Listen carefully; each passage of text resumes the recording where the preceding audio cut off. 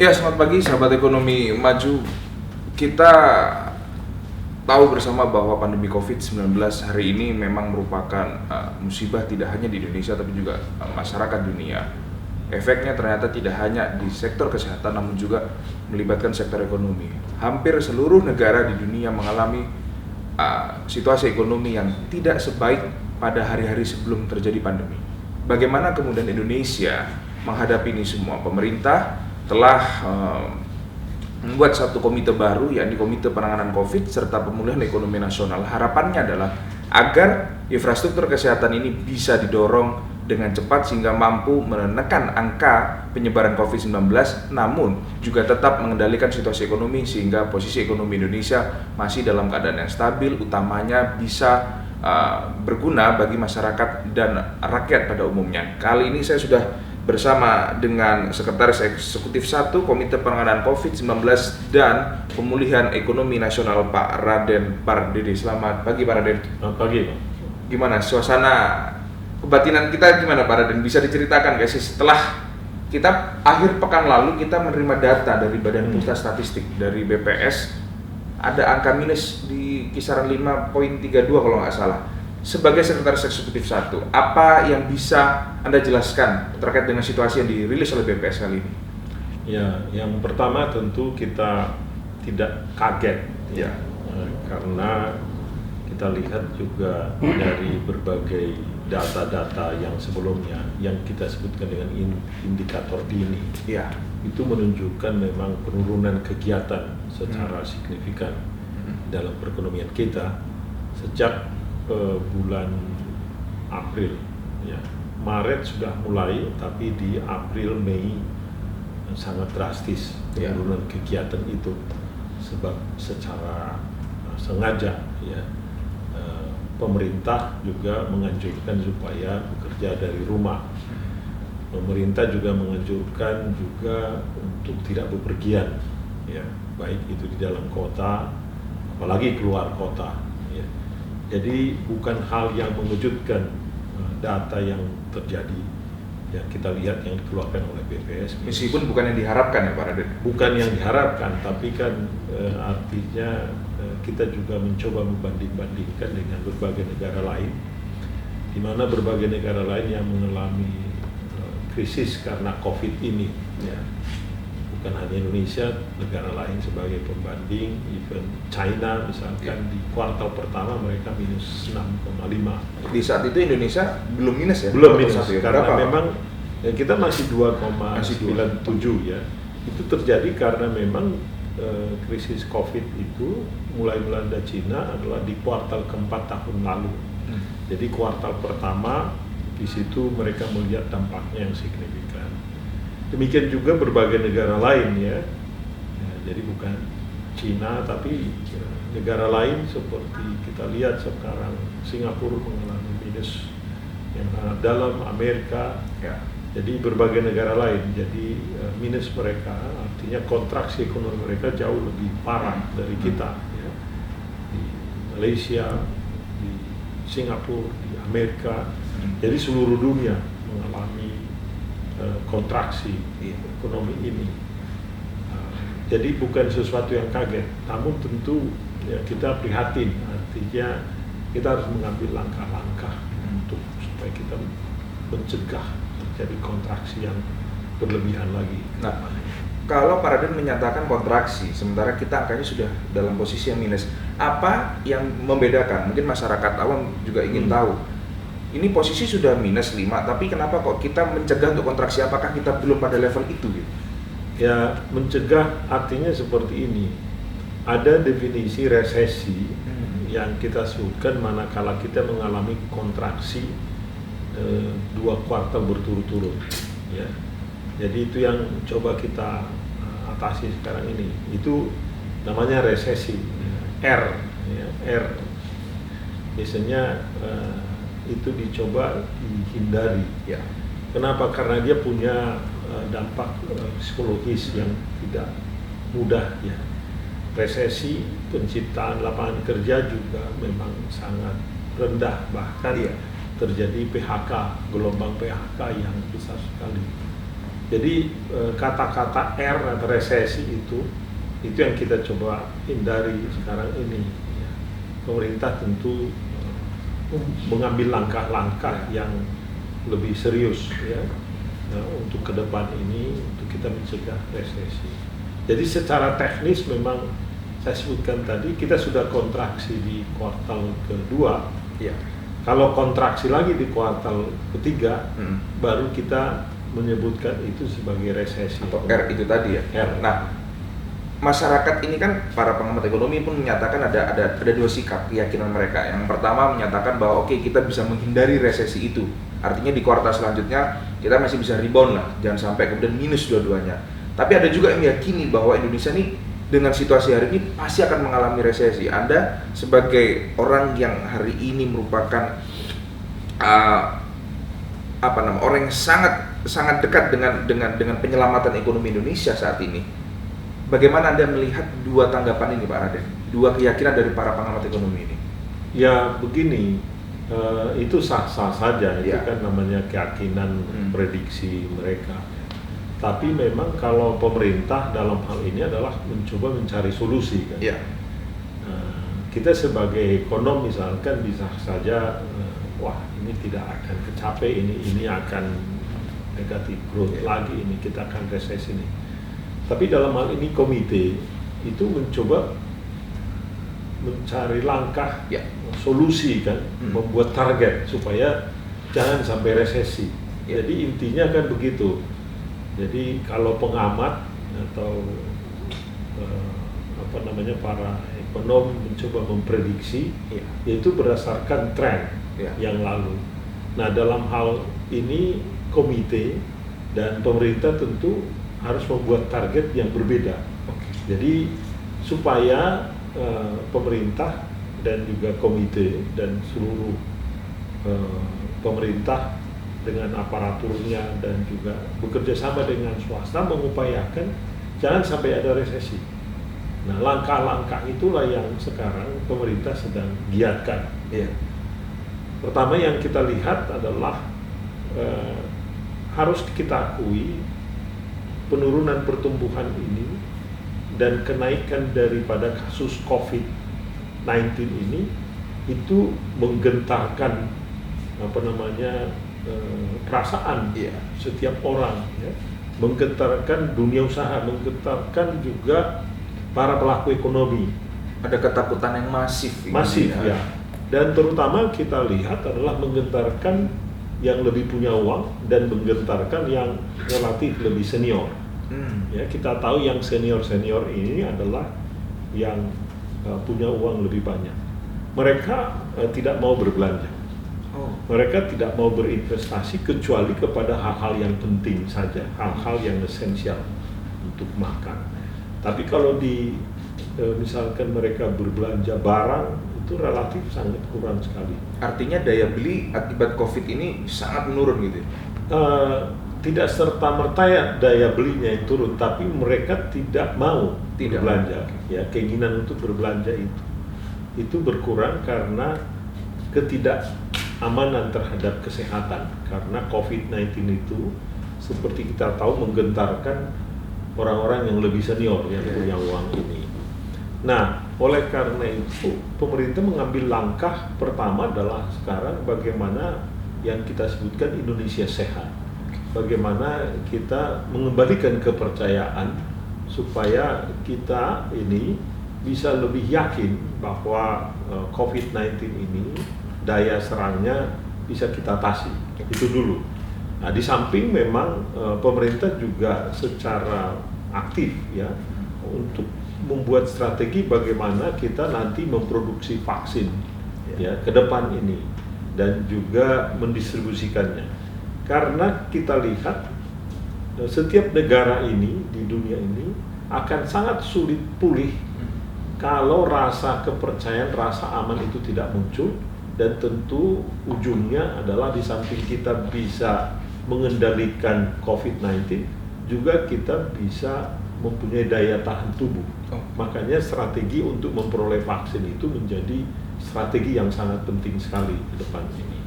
Di samping tentu pemerintah juga mencoba membuat program-program untuk membantu masyarakat yang paling butuh, paling rendah, yang paling artinya yang paling terkena besar, seperti bantuan sosial kan dilanjutkan sampai dengan Desember, dan itu dilakukan secara masif.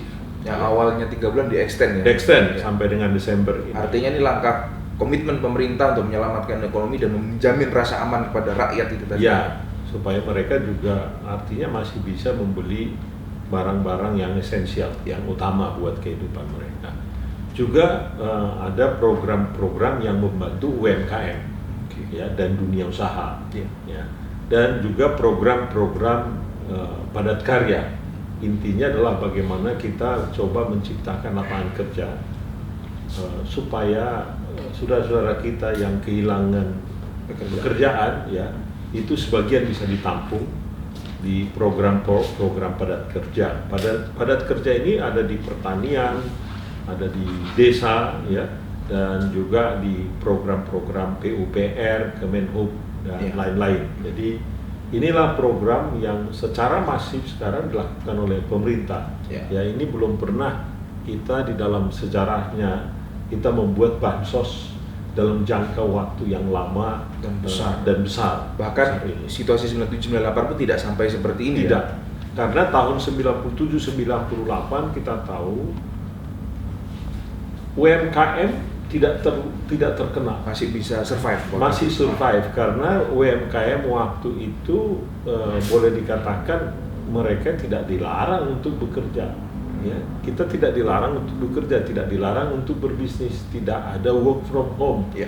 Ya, jadi kegiatan perkantoran masih terjadi. Jadi para pedagang kaki lima masih bisa berdagang. Kalau sekarang kan secara sengaja, jangan. Ya, apakah karena dilarang pemerintah? Apakah karena keinginan sendiri yang bertindak hati-hati untuk menjaga kesehatannya? Nah, itu yang sangat memukul UMKM kita. Itu berbeda dengan apa yang kita alami di tahun 97-98. 97-98 tahun itu 1997-98 itu lebih memukul sektor keuangan, sektor konglomerasi. Ya, tapi kelompok kecil relatif tidak terpukul. Di level elit terpukul, tapi di bawah masih bisa bertahan. Di situ ekonomi kita masih bisa stabil lah, kira-kira gitu ya. Kalau sekarang semuanya kena. Oke Pak Raden. Kalau disebutkan oleh Pak Raden tadi, ternyata banyak sekali langkah yang dilakukan oleh pemerintah dalam hal ini dari Komite Penanganan COVID dan Pemulihan Ekonomi Nasional. Yang bisa saya resume artinya untuk memulihkan ekonomi nasional, maka pemerintah melalui PCPEN ini akan menjamin rasa aman itu ya. Jadi Indonesia harus sehat untuk mencapai dual program itu namanya. Artinya mereka ini harus sinergi ya. Dua ekosistem kesehatan dan ekonomi ini. Nah, Pak Raden, tadi Pak Raden menyebutkan pada tahun ini ketika COVID-19 ini terjadi ada pembeda dengan 97 dan 98. Semua terpukul, semua terdampak. Kalau begitu, dalam posisi kita hari ini sedang menyelamatkan situasi ekonomi supaya tidak terjadi yang dinamakan R itu tadi, apa yang bisa dioptimalkan? Sektor mana yang bisa dimaksimalkan untuk memulai kebangkitan ekonomi kita supaya tidak terjadi kuartal selanjutnya angka yang minus seperti kuartal 2 tahun 2020 ini? Ya, memang dalam situasi krisis seperti ini, bisnis yang berfungsi secara optimal adalah bisnisnya pemerintah. Jadi bisnis pemerintah adalah fiskal. Jadi kebijakan fiskal lah yang sangat berperan, dan itu di mana-mana dilakukan seperti itu, ya. Karena swasta ini seperti yang kami sebutkan tadi ada kehati-hatiannya, mereka itu masih ragu, ya. Jadi mereka itu kecenderungannya menunda. Nah, pemerintah itu kan nggak bisa menunda. Dalam situasi seperti ini, maka inisiatif pemerintah lah yang dominan, ya. Oleh karena itu, fiscal policy, belanja pemerintah itu yang menjadi yang utama sekarang ini. Jadi sudah akan digelontorkan 695,2 triliun ya, program pemulihan ekonomi nasional. Di samping program-program kementerian dan lembaga lainnya, defisit kita kan hampir 6,3% PDB, ini termasuk yang sangat besar sekali. Ya. Nah, jadi program pemerintah sekarang yang akan diusahakan adalah bagaimana supaya program-program belanja pemerintah ini bisa berjalan dengan cepat, dengan efektif dan kena kepada yang diberikan bantuan. Ya, itu yang utama. Kalau dikatakan sektor yang paling utama bisa berperan, sektor pemerintah. Yang kedua tentu kalau kita lihat dari sisi sektor kegiatan ekonomi lainnya, adalah kalau kita lihat sektor komunikasi, ya komunikasi, ya kan semua orang work from home, ya internet. Nah telepon, itu dan kita lihat dari PDB di kuartal kedua itu pertumbuhannya justru naik. Karena work from home itu work from home, ya. Demikian juga makanan, ya. Kemudian trading yang online. Kalau trading yang offline ya berkurang. Ya. Tetapi yang online itu naik. Ya. Kemudian obat-obatan, ya. Itu yang bahan pertanian. Ya. Sektor pertanian juga maju. Ya. Jadi itu yang kelihatannya yang bisa tetap kita dorong. Ya, karena biar bagaimanapun orang masih ingin membeli barang-barang yang utama itu. Ya. Tentu yang sangat kita prihatin adalah sektor pariwisata, sektor transportasi. Ya. Ini yang paling terpukul di hotel, masyarakat ya. Kemudian restoran, kemudian hiburan. Itu yang paling terpukul. Iya. Jadi memang arah dari bantuan sosial lebih banyak ke sana. Diarahkan oleh pemerintah karena kita tahu sektor-sektor itu yang paling ke depan adalah menurut kami yang kegiatan ekonomi atau sektor-sektor ekonomi yang berbasis teknologi, terutama yang online, itu kita harus benar-benar dorong, kita harus mendukung mereka, ya. Karena dengan adanya COVID-19 itu terjadi perubahan perilaku. Ya. Perubahan perilaku ini yang dulunya kita offline semua kegiatan kita, sekarang ini mungkin bahkan sesudah selesai COVID-19 ini pun kebiasaan kita yang online ini sudah akan shifting, akan berubah ke sana. Jadi yang dulunya kita mungkin offline 100%, nantinya bisa saja yang offline-nya bisa hanya 60%. 40% kegiatan kita akan online. Artinya ini ada ekosistem bisnis baru atau ekonomi yang bisa digerakkan ya melalui, ini kan selaras dengan pernyataan Presiden ya. Ada transformasi digital. Ya, betul. Adaptasi kebiasaan baru ini harus selaras dengan transformasi digital. Artinya Pak Raden sendiri melihat ini adalah suatu potensi yang harus terus dijaga supaya untuk menjaga sektor ekonomi kita tuh masih tetap bertahan melalui sektor komunikasi ini berarti Pak Raden? Iya, melalui e-commerce online ini jadi kita harapkan seluruh sektor UMKM kita itu memang harus dilakukan penataan juga upskilling, ya. Jadi skill mereka dinaikkan, bagaimana mereka memasarkan lewat online, bagaimana packaging mereka juga lewat online. Nah, hal-hal itu yang menurut kami sekarang ini kita harus train mereka itu, kita harus siapkan mereka ini.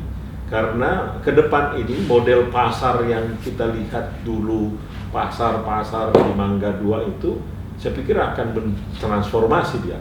Jadi para produser, para pelaku UMKM yang di desa atau di pedalaman sana itu, mereka bisa langsung akses pasar. Pasar baik itu pasar di perkotaan di Indonesia bahkan pasar global. Nah, mereka akan bertransaksi lewat online juga semuanya. Jadi memang ini COVID-19 itu justru mempercepat transformasi digital. Sesuatu yang memang sudah diprediksi tapi kita tidak tahu kapan migrasinya, ternyata karena COVID-19 mempercepat itu ya Pak. Nah, Pak Raden menarik nih, kalau kita bicara soal UMKM maka ini kan bicara soal masyarakat yang paling tersentuh lah, kira-kira seperti itu. Kita lihat tadi Pak Raden menyatakan 9798 mereka masih bisa survive karena tidak ada larangan untuk berjualan gitu. Sementara hari ini sangat terpukul karena ada rasa kesehatan yang mungkin dikhawatirkan dan anjuran pemerintah untuk work from home dan segala macamnya. Nah, apa kira-kira langkah konkret yang akan dilakukan oleh Pak Raden dengan tim melalui PCPEN ini penanganan COVID serta pemulihan ekonomi nasional terhadap kelompok-kelompok UMKM. Apa yang bisa disampaikan kepada masyarakat bahwa ini loh langkah pemerintah terhadap UMKM, karena ya ini basisnya sangat besar dan ini sangat menyentuh sektor real ekonomi masyarakat. Ya, terhadap UMKM ini jelas sekarang sudah dirancang beberapa. Yang paling dasar adalah bantuan, kita sebut bantuan produktif. Iya. Ya, mereka akan diberikan bantuan cash ya secara masif itu untuk 12 juta. Ya, sekarang lagi di cleansing datanya. Yang kedua adalah akses terhadap keuangan. Jadi direncanakan sekarang ini lagi dicoba diperluas KUR ya. KUR itu kredit usaha rakyat, di mana diperluas ini bahkan diberikan kepada ibu-ibu rumah tangga atau korban PHK, di mana mereka akan diberikan subsidi bunga 0% sampai dengan akhir tahun ini. Ya. Dan itu akan mungkin juga dilanjutkan sampai tahun depan. Jadi satu adalah bantuan langsung supaya mereka bisa lebih produktif, kemudian tadi yang kami sebutkan juga mungkin skill yang baru, dan kemudian akses kepada keuangan, akses kepada teknologi. Jadi akses terhadap infrastruktur teknologi nanti supaya lebih mudah bisa diakses dari mana saja di Indonesia ini. Itu sekarang sedang dianggarkan oleh Menkominfo. Ya, jadi pembangunan daripada infrastruktur untuk online itu menjadi penting kalau kita mau masuk di dalam transformasi digital. Jadi gabungan dari itu semua, ada bansos, bantuan sosial untuk lebih produktif, kemudian juga kita sebutkan tadi reskilling, kemudian yang ketiga adalah akses terhadap kredit murah, ya, disertai dengan penjaminan. Baru yang keempat tadi adalah akses kepada teknologinya sendiri. Intinya sebenarnya memang harus disiapkan pola migrasi dari offline ke online itu ya, agar UMKM pun juga bisa bertransformasi lah. Melihat situasi seperti ini juga bisa bergerak dan tetap. Ya. Dan sambil pada saat yang sama dengan dia online, maka exposure terhadap masalah kesehatan kan juga berkurang. Iya, karena tidak ada mengecilkan interaksi. Betul. Oke, Pak Raden, terakhir buat masyarakat yang melihat ini, tentu pemerintah yang ingin didengar atau ingin dilihat oleh masyarakat pastikan optimisme yang dibangun oleh pemerintah. Bagaimana Pak Raden meyakinkan kepada kami, kepada warga masyarakat bahwa pemerintah hari ini sangat optimistis untuk menjaga situasi ekonomi nasional ini agar tidak terjadi resesi, agar sektor real utamanya itu juga tidak terdampak lebih besar lagi, atau setidaknya kita mulai naik sedikit demi sedikit. Bagaimana Pak Raden, terakhir mungkin bagaimana Pak Raden membangun optimisme ini kepada masyarakat? Ya, begini, kita tahu bahwa bukan hanya Indonesia yang mengalami persoalan ini, seluruh dunia mengalaminya. Jadi maksud saya di sini kita nggak perlu menangisi ya persoalan COVID atau pandemi ini. Pandemi akan datang dan pergi. Ya. Jadi kalau kita lihat juga dalam sejarah manusia, ternyata manusia itu tetap bisa survive. Ya, bisa juga kita selamat dari pandemi ini. Dan kami yakin ya kita juga akan selamat dari pandemi ini. Dengan harapan kita adalah dampaknya yang relatif minimal, ya, dampaknya minimal. Tetapi tentu apa yang saya sebutkan tadi, apa yang dilakukan oleh pemerintah dan komite tidak cukup. Karena masalah yang paling mendasar di dalam persoalan COVID-19 adalah kesehatan. Jadi harapan kita adalah kita semua harus optimis seperti yang kami katakan tadi, tapi sekaligus juga kami mengajak seluruh masyarakat untuk bisa bertanggung jawab bersama-sama menjaga kesehatan kita masing-masing. Itu intinya. Karena tanpa kita bisa menjaga kesehatan kita, tanpa kita berpartisipasi aktif di situ, yang kami katakan tadi, kepercayaan tidak akan pulih.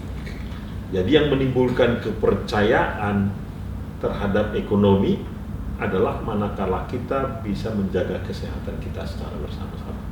Baik, itulah sebetulnya yang paling utama yang kita. Baik, terima kasih Pak Raden. Ini sangat membuka wawasan kita dan ini juga menegaskan bahwa langkah pemerintah dalam memulihkan ekonomi itu juga sangat tergantung bagaimana kondisi kesehatan kita, bagaimana kita juga menjaga imunitas kita, bahwa tidak ada pemisahan antara kesehatan dan sektor ekonomi. Begitu ya Pak Raden ya.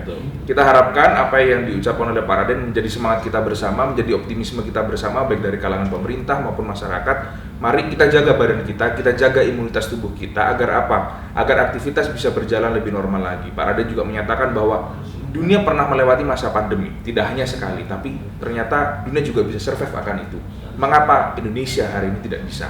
Mari kita dukung apa saja langkah yang dilakukan, yang akan digerakkan oleh Komite Penanganan COVID dan Pemulihan Ekonomi Nasional ini, supaya roda ekonomi kita kembali maju. Karena apa? Karena Indonesia akan sehat dan ekonomi maju. Terima kasih.